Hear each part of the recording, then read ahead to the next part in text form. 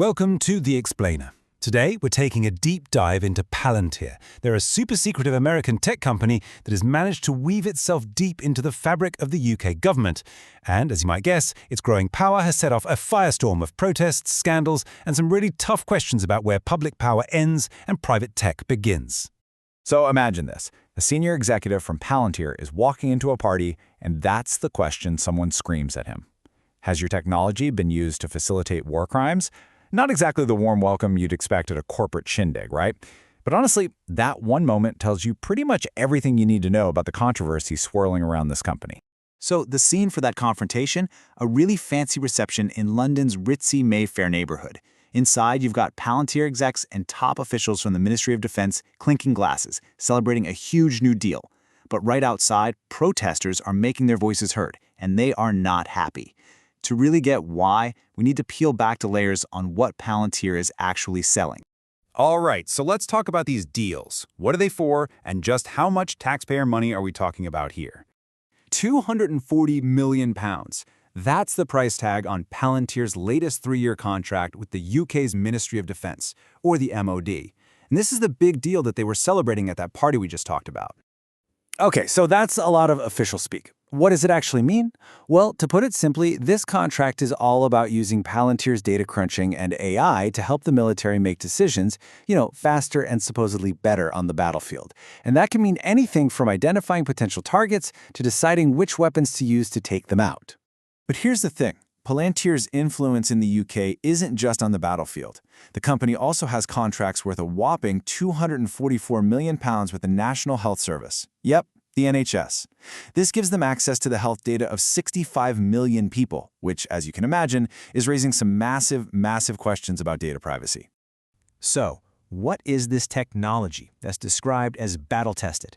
And why are governments shelling out hundreds of millions for it? Well, to find the answer, we have to look at the ongoing conflict in the Middle East. This is where it gets really heavy. The wording in Palantir's UK contract sounds eerily similar to descriptions of tech it supplied to the Israeli military. You might have heard of AI targeting systems called Gospel and Lavender. They've been linked to selecting targets in Gaza.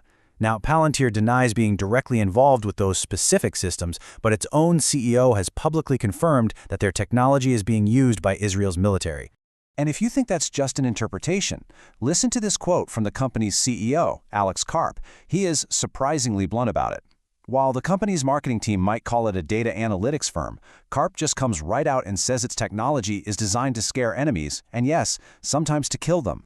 To really understand how a company like this lands these massive government contracts, you have to look at the people pulling the strings behind the curtain, and they are quite a group. So, the company's leadership is a mix of some pretty powerful and frankly controversial figures. You've got Alex Karp, the CEO we just heard from, who calls himself a progressive. Then there's co-founder Peter Thiel, a tech billionaire who has had documented ties to Jeffrey Epstein. And get this, the guy running the UK operation is Lewis Mosley, who happens to be the grandson of Britain's most notorious fascist leader, Oswald Mosley. And how did they get their foot in the door in the UK? Well, Palantir hired a firm run by Peter Mandelson, who was a huge political player back in the Tony Blair government. Naturally, this has led to some serious questions about whether his high-level political connections were used to help Palantir land these very lucrative contracts. Okay, so this is the crucial part. How do all these personal connections actually turn into real-world influence? Well, it brings us to a classic political problem known as the revolving door. Just take a look at this pattern. What you're seeing is a steady stream of high-ranking officials leaving the UK Ministry of Defense and walking right into senior jobs at Palantir. We're talking about special advisors, top-level civil servants, even a former armed forces minister. It creates what looks like a direct pipeline of influence from the very government department giving out the contracts to the company getting them. So when you mix together controversial tech, incredibly powerful people, and some very questionable political dealings, it is absolutely no surprise that you get a huge backlash, not just from the public, but from other countries too. Chants like this have basically become the soundtrack to any public event Palantir holds in Britain. The protests really shine a light on just how angry people are, both about the military deals and about the company having its hands on the entire nation's health data. And look, it's not just activists who are worried here. Other governments are raising red flags. The Swiss Army, for example, took a look at Palantir's technology and rejected it. Their reason? National security concerns. So let's just pull all these threads together for a second. At the heart of it, you have a technology that's tied to some really serious allegations of human rights abuses. You have huge questions about taxpayer money, major privacy concerns over the health data of 65 million people, and a brewing political scandal over how these deals were won in the first place. All of this really leaves us with one fundamental and pretty unsettling question. As our governments rely more and more on these powerful, private, and secretive tech companies to handle everything from our defense to our personal health, you have to ask, who is really being served here? Is it the public, or is it the company operating in the shadows?